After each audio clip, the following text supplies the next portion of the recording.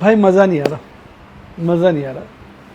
बाज़ार सुबह तो काफ़ी लाल में खुला, हालांकि बाद में रिकवरी ले ली, कैंडल हरी बनी है काफ़ी, पर नीचे की तरफ बनी है। मतलब आज बाज़ार में ना सही थोड़ा सा चिंता के संकेत नज़र आए हैं। अभी ये चिंता गहराएगी, ये नहीं गहराएगी। 3 दिन बचे हैं एक्सपायरी में निफ्टी 50 की, 2 दिन बचे हैं निफ्टी बैंक की। अब मुझे आप कमेंट में लिख के बताओ आपको क्या लग रहा है। अब बनेगा रॉकेट या नीचे की तरफ मारेगा डाइव, या यही फ्लैट रहेगा। अपने विचार कमेंट में ज़रूर लिख डालिए, कमेंट में ज़रूर लिख डालिए। क्यों? क्योंकि डार्लिंग मैं सारे कमेंट पढ़ता हूँ। क्या आप भी शेयर बाज़ार में एफएनओ की बारीकियां और डिफरेंट स्ट्रैटेजीज़ सीखना चाहते हैं? आप जानना चाहते हैं किस तरह से मैं कैश मैनेजमेंट और रिस्क मैनेजमेंट करता हूं? अगर हाँ, तो आप मेरे व्हाट्सएप के स्टूडेंट बन सकते हैं, जिसके लिए आप मेरी टीम को 70 11 323 077 70 11 323 077 पर कॉल करें, या आप मेरे स्टूडेंट यूट्यूब पर भी मेंबरशिप सेक्शन में जाके बन सकते हैं। पर एक बात मैं क्लियर कर दूं बेटा, कि मैं कोई टिप नहीं देता हूं, कोई बाय सेल रिकमेंडेशन नहीं देता हूं। मैं केवल वीडियोस और डेमोस के द्वारा आपको risk management, cash management, different strategies सिखाता हूं। अगर कोई मेरे से पूछता भी है कि क्या सर हम ये शेयर खरीद लें, क्या ये शेयर बेच दें, तो मेरा स्टैंडर्ड रिप्लाई होता है कि बेटा आप अपने रिस्क एपेटाइट के हिसाब से फ़ैसला लें, किसी के कहने से ना करें, अपने आप को समझें, अपनी रिसर्च करें। बहुत ज़रूरी है कि आप किसी के ट्रेड ऐसे कॉपी नहीं करें। हाँ, लोगों से हम इंस्पिरेशन ले सकते हैं, पर काम तो हमें अपनी एबिलिटी के हिसाब से करना चाहिए। अपने रिस्क बेयरिंग कैपेसिटी को समझें और अपने रिस्क एपेटाइट के हिसाब से ट्रेड करें। अगर ये सब करने में आपको दिक्कत आती है, रिस्क को समझने में, तो किसी फाइनेंशियल एडवाइज़र की हेल्प लें। किसी को आंख मीचकर कॉपी करने से सदा नुकसान ही होता है। तो इसलिए सदा पहले सीखें, रिस्क समझें, कितना घाटा हो सकता है, कैसे घाटे से निकला जाता है। जब सब चीज़ें समझ में आ जाएं, देखें आपको सूट करता है तो फिर कोई ट्रेड करें। सदा अपने हिसाब से ट्रेड करें, दूसरे के कहने के हिसाब से कभी ना करें। हाय गाइस, आपका स्वागत है आपके अपने show MKJ talks for investment इन हिंदी में। कैसे हैं आप? यार मज़ा नहीं आ रहा बाज़ारों का। आज मैं देखता रह गया, बच्चे कुछ सौदे करने थे। आज फर्स्ट टाइम मेरे ख्याल इस मंथ में पहली बार हुआ है, मेरे ख्याल फर्स्ट टाइम लॉस हुआ है नेट में। नहीं तो लॉस प्रॉफिट करके प्रॉफिट ही हो जाता है। आज जो रोल ओवर स्क्वायर ऑफ किए, मज़ा नहीं आया। अब दिन भी कम बचे हैं, 3 दिन सारे बचे हैं। तो मैंने कहा यार, कहते ना इंतहा हो गई इंतज़ार की, आया नहीं प्रॉफिट में मेरा माल जी। तो भैया प्रॉफिट में नहीं आया मेरा माल, तो मैंने कहा ऐसे करो भाई, रोल ओवर लॉस करो, क्या कर सकते हो। देखो आज मैंने बताता हूँ 2,35,440 नेट में लॉस किया। हालांकि बहुत ट्रेड किए, इसकी चर्चा बाद में लास्ट में करेंगे, पहले मैंने कहा थोड़ा बताऊँ। तो आज दिल ना थोड़ा अच्छा सा नहीं है, और ऊपर से FIs का डाटा नहीं आया, पिक्चर क्लियर ही नहीं हो रही है। लेकिन एक बात है, आज अगर मैं देखता हूँ तो हमारे बाज़ार ढीले ढाले बंद हुए हैं। अगर अदरवाइज़ तो एशिया बाज़ार तो बड़े तेज़ बंद हुए हैं। मैं आपको क्या बताऊँ, देखो मैं एशियाई बाज़ारों का बताता हूँ आपको। निक्काई ½ % से ज़्यादा तेज़ बंद हुआ। एक ऑस्ट्रेलिया गिरा हुआ था, चाइना का तो हिसाब ही नहीं है, छोड़ दो। फिलीपींस 0.25% बढ़ा हुआ था, साउथ अफ्रीका 1% बढ़ा हुआ था, हांगकॉन्ग फ्लैट था, कॉस्पी 0.7% गिरा हुआ था। पर यूरोप के सारे बाज़ार तेज है। एक सिर्फ मोएक्स रशिया गिरा हुआ है, अदरवाइज़ 1% से ज़्यादा 1 2 3 4 5 बाज़ार तेज है। इवन अमेरिका जाते हैं तो नैस्डैक हल्का सा गिरा हुआ है, otherwise Dow Jones, S&P 500, small cap सब बड़े तेज हैं। इवन आपका कनाडा भी तेज है और ब्राज़ील का बूस्ट पर, यानी चारों तरफ बड़ी मजबूती है, 1-1.5% की मजबूती है। हमारे का बाज़ारों में खास प्रदर्शन नहीं था। अगर हमारे बाज़ारों की बात करूँ तो मात्र 36 पॉइंट बढ़कर 0.16% की तेज़ी के साथ बंद हुए। 27 स्टॉक बढ़े हुए थे, 22 गिरे हुए थे, यानी almost advance decline ratio balance था, कोई ख़ास बात नहीं थी। बाज़ार के अंदर रेंज तो ऐसे अच्छी थी आज, करीबन 200 पॉइंट की, P मतलब पॉइंट्स। कल 23,501 पे बंद हुआ था, आज 23,382 पे खुला। बॉटम लगाया 30,350 का, पीक बनाया 23,358 का, जहां बंद हुआ तो उससे 58 पॉइंट ऊपर। लाइफ टाइम हाई से लगभग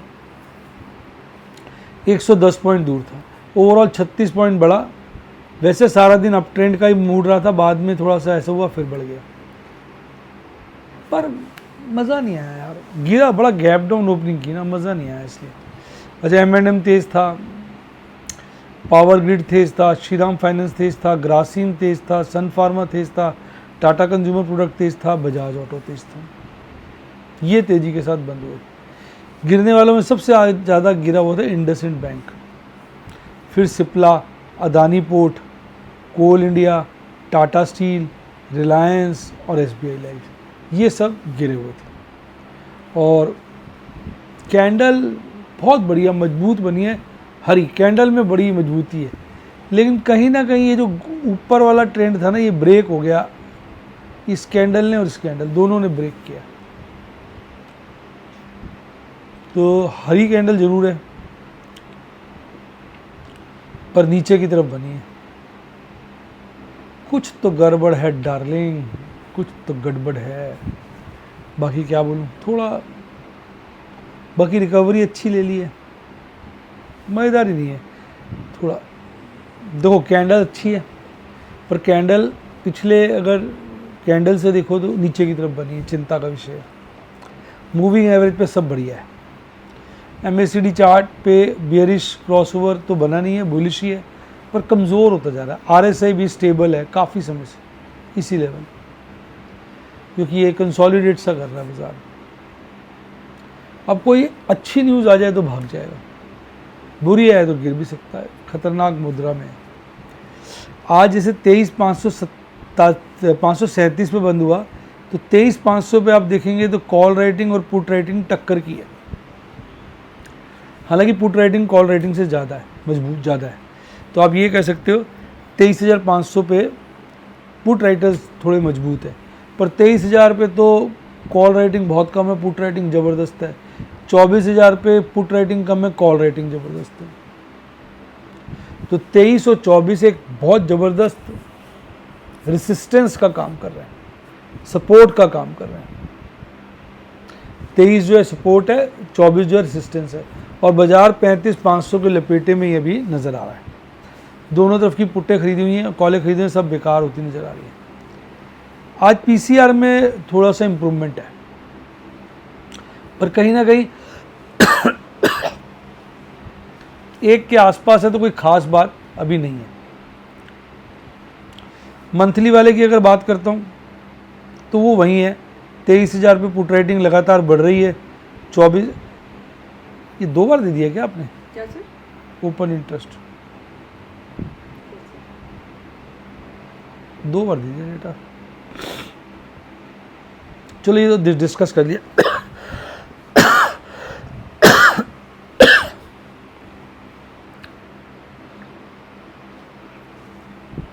ये तो डिस्कस कर लिया, 2 बार आ गया। तो जरा एक बार ये ओवरऑल इंटरनेशनल इंडिकेटर्स देख लेते हैं। भाई ग्रीड बढ़ता जा रहा है, और जस्ट ऐसा है कि हम एक्सट्रीम ग्रीड में एंटर करने वाले हैं। 0.2 की दूरी है, 70 पार हुआ नहीं, और एक्सट्रीम ग्रीड में हम आए नहीं। इंटरनेशनल इंडिकेटर ये हायर साइड पे, थोड़ा नेगेटिव बोलूँगा ऐसे में, छोटा सा। ये भी हायर साइड पे नेगेटिव, ये भी हायर साइड पे नेगेटिव। ये थोड़ा पीक से तो कम आ गया 4.7 से, तो थोड़ा सा नेगेटिव ही समझ लो। FIs का डेटा नहीं आया। FIs हो चाहे DIs, दोनों ने आज कैश सेगमेंट में बिकवाली की है।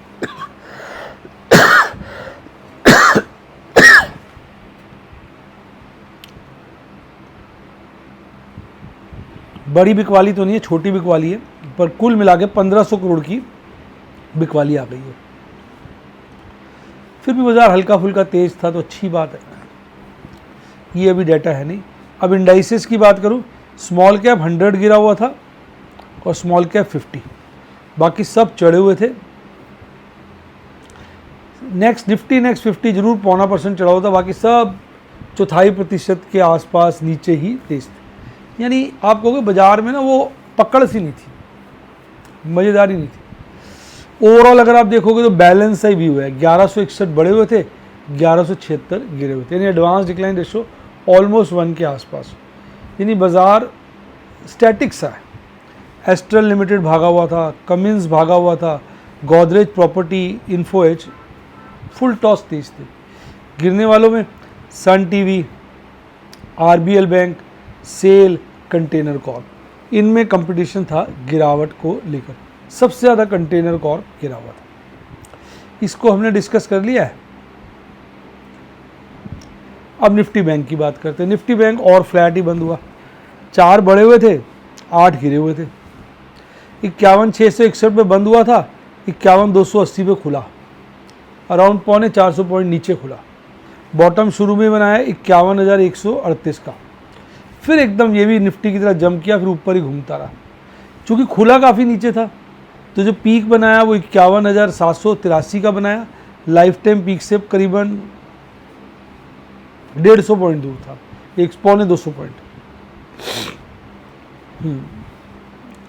नहीं, हाँ 2.25 पॉइंट, और बंद हुआ 51,000 के ऊपर, 51,703 पर 42 पॉइंट चढ़कर ऑलमोस्ट फ्लैट 0.08% बढ़कर बंद हुआ। आज जो है ना HDFC बैंक ने संभाला, ये तेज़ था क्योंकि इसका वेट ज़्यादा है, ICICI बैंक का वेट ज़्यादा, ये तेज़ थे इसलिए वो पॉजिटिव रहा। 4 शेयर तेज़ थे, बाकी सब गिरे हुए थे। आप देखो इंडसइंड बैंक सबसे ज़्यादा गिरा हुआ था, फिर एक्सिस बैंक, IDFC फर्स्ट, बंधन भी लुढ़का हुआ था। मज़ेदारी नहीं थी। कैंडल इसमें भी देखो रिवर्सल्स आ गए, बड़ी दिन से जो ऊपर की कैंडल अब रिवर्स मारा है, तो इधर भी रिवर्स आया, निफ्टी 50 में भी आया, तो चिंता थोड़ी सी अब गहरा गई है। कैंडल अपने आप में अच्छी है पर गिर रही है अब कैंडल। मूविंग एवरेज पे ठीक है, MACD चार्ट पे ठीक है, RSI ठीक है, मजबूत RSI है 65 का, लेकिन अब चिंता तो थोड़ी सी आई है। ये ना हो महीना जाते जाते रुला जाए, कहते ना रुला के गया एक्सपायरी अपना वो बात ना हो जाए। अच्छा, अगर अब यहाँ देखो 51,703 पे बाजार बंद हुआ, 51,500 पकड़ लो आप। यहाँ पे हल्की सी कॉल राइटिंग बढ़ी है, पुट राइटिंग ज़्यादा बढ़ी है, यानी 51,500 की चौकी पर पुट राइटर्स कॉल राइटर्स के मुकाबले ज़्यादा मजबूती से खड़े हैं, यही मैक्सिमम पेन है। तो बाजार कहीं 51,500 के लपेटे में ही अभी झूलता हुआ नज़र आ रहा है। PCR काफ़ी इंप्रूव कर गया 1.22, अच्छी मजबूती का संकेत है। अब 2 दिन रह गए इसकी एक्सपायरी में। अब मैंने आज काफ़ी काम किया, 21 तो फ्यूचर्स में रोल ओवर किया, 2 फ्यूचर स्क्वेयर ऑफ किए, 4 एग्रेसिव पुट्टे बेची, 4 बार कैश सेगमेंट में खरीदारी करी। अब अगर आप देखो टाटा मोटर के मेरे पास करीबन 10,000 शेयर थे फ्यूचर्स में, उनको रोल ओवर किया तो मुझे 4 लाख से थोड़ा कम का नुकसान हुआ। भगवान भला करे, जुबिलेंट फूड का 2 लॉट मैंने इसके स्क्वेयर ऑफ कर दिए, जिसमें 2,14,875 बच गए। पर फिर मुझे लगा यार बहुत दिन हो गए, रिलायंस को भी स्क्वेयर ऑफ करो, 2 लॉट थे इसके मेरे पास 500 शेयर, तो 36,000 का नुकसान हो गया। टाटा कंज्यूमर में मेरे पास 2700 थे मेरे पास, अप्रॉक्सीमेटली 2700 ही थे, इनको भी रोल ओवर किया, 21,000 का नुकसान हो गया। तो ये मतलब आज कहते ना थोड़ा सा कहते ना दिल बेचैन है, क्योंकि नेट में लॉस आ गया। हालांकि मैं कुछ पोजीशन काट देता, प्रॉफिट में आया था, पर वो दिल में इतनी इच्छा ही नहीं जागी। कल देखते हैं, अब कल क्या लग रहा है, बाजार बढ़ेगा घटेगा। देखो मैं आपको ना यही सब सिखाता हूँ, किस तरह से रिस्क मैनेज करना है, किस तरह से कैश मैनेजमेंट करना है। मैं कोई टिप या रिकमेंडेशन नहीं देता बाय सेल की, ये खरीद लो वो बेच दो, कुछ नहीं देता।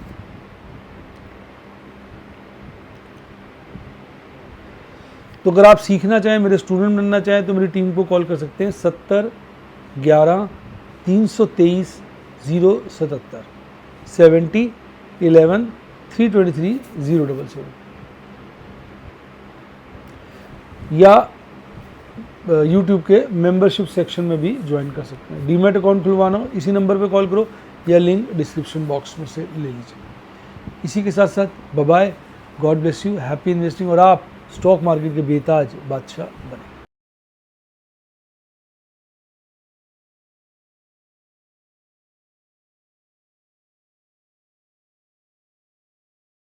शेयर बाजार बहुत ही खतरनाक जगह है। यहाँ एक भूल ही फाइनेंशियल तबाही के लिए काफ़ी है।